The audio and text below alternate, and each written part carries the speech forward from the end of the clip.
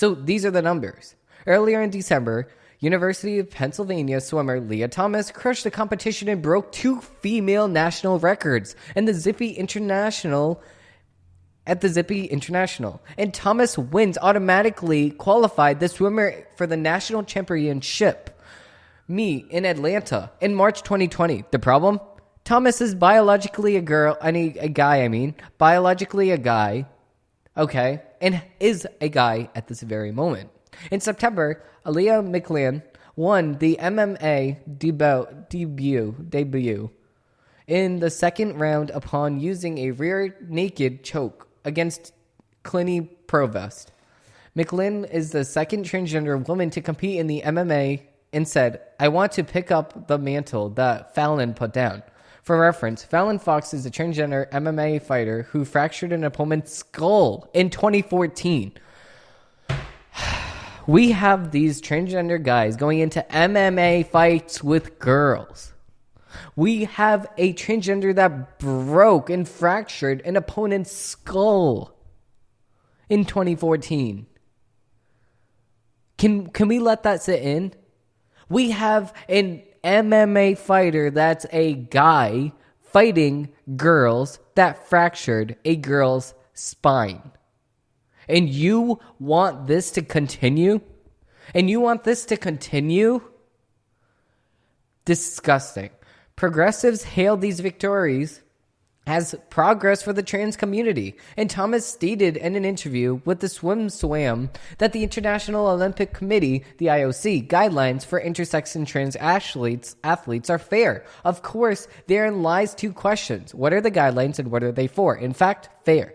Let's find out. In 2004, the IOC required transgender athletes to undergo gender reassignment surgery to compete in their preferred gender category. Then those guidelines were updated in 2015 to remove the surgery requirement. Instead, transgender athletes had to reach a testosterone level threshold of no more than 10 nmol per liter if they wanted to compete in women's sports.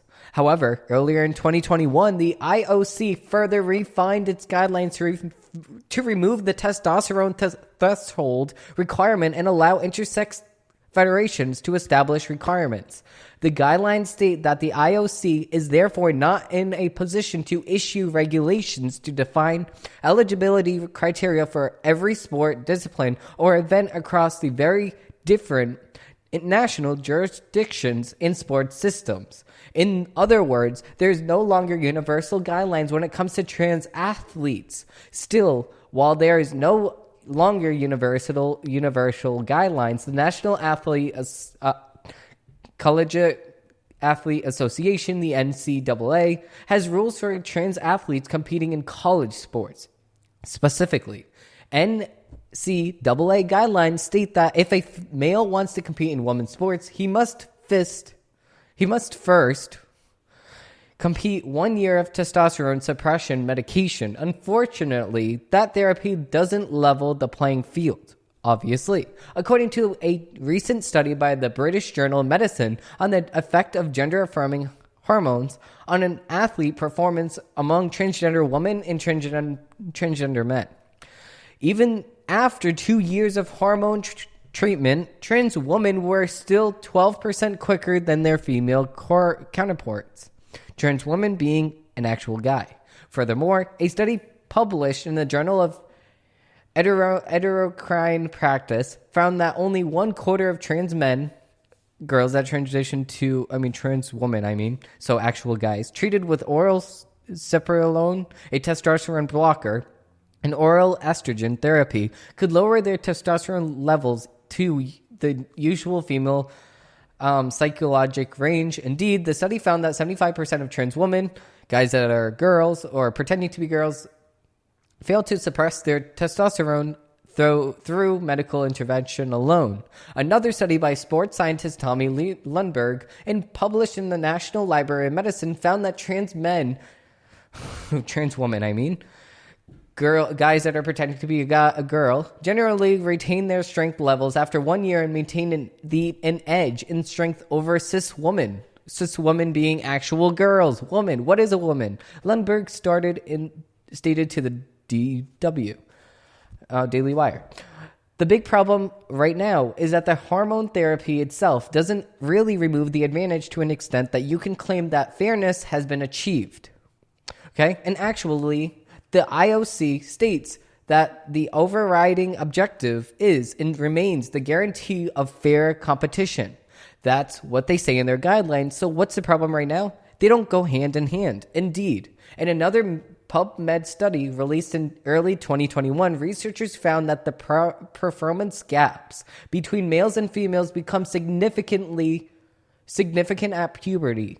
Pointedly, it concluded longitudinal studies examining the effects of testosterone suppression on muscle mass and strength in transgender women, fake women, constantly show very modest changes, where the loss of lean body mass, muscle area, and strength typically amounts to approximately 5% after treatment. Thus, after 12 months of treatment. Thus, the muscular advantage enjoyed by transgender fake woman is only minimally reduced when testosterone is suppressed.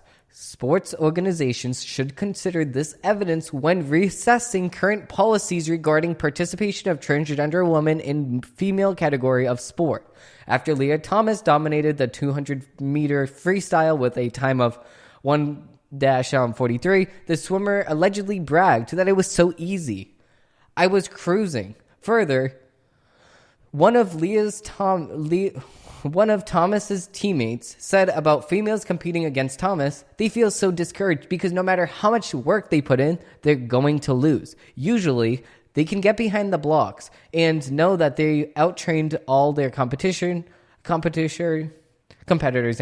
and they're going to win and give back, give it their all. Now, they're going to have to go behind the blocks, knowing no matter what, they have no chance of winning. They have absolutely no chance of winning. Why? Because of the fact that you are up against a guy. Not a cis guy, an actual guy. Not a transgender woman, a guy. That's the only thing that he could possibly be, a guy. Indeed, while progressive language argues that allowing transgender women, fake women, to compete in their chosen genders sports promotes, quote, fairness and inclusion, the above scientific studies show that transgender women, fake women, maintain a biological advantage over cis women, real women, even after prolonged hormone therapy. Consequently, allowing transgender women, fake women, to compete in women's sports, what is a woman, promotes inequality and exclusion for biological women, real women. Before stating his career as a journalist, okay, whatever. So they're talking about the person that made this article. So this is from CNS News, the right news right now. This is written by Katie Spence, a girl, a woman. So what does this say? Let's break it down. This means, okay, and I'm looking you right in the face. This means that transgenders can only be the gender that they are, okay, because of the fact that there's biological differences between the two genders. Guys are more stronger than girls genuinely. Girls are less stronger than guys. Okay, they're more emotional than guys.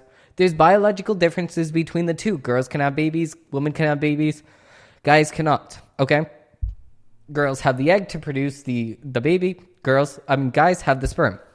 Okay? That's it. There's biological differences between the two genders, and if we do not say that there is biological differences between the two genders, we're neglecting the facts that we knew since the beginning of time. Since Jesus, or even before Jesus, the first person to ever walk on this earth realized. And now we're in 2022, and we're not realizing the simple fact that we knew since the beginning of time.